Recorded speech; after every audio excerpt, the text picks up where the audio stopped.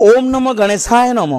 जो भक्त श्री गणेश को आज्ञा दुबकराय समर्पण करिवो श्री गणेश आज्ञा शनि राहु केतु महादशर ताको उद्धार करिवे। हाँ आज्ञा दुब को श्री गणेश बहुत भल पाती।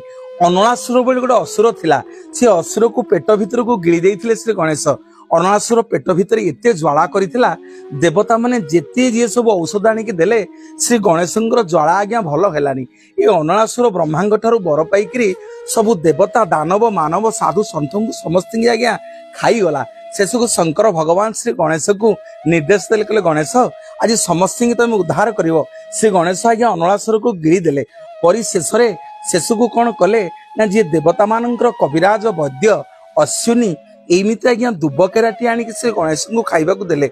शेष परिशेष तांकर ज्वाला कमिला।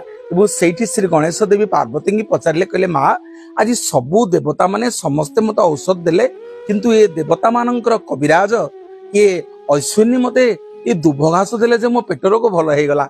मु आज ये दुब को एते भल पाइबी, ये दुब सबु बेले मो पाखरे लागिक रहिबो। जो भक्त मते दुब समर्पण करिवो मु तार समस्त रिष्ट खंडन करी, समस्त विघ्न विनाशन करी, शनि राहु केतु महादशारू ताको उद्धार करी।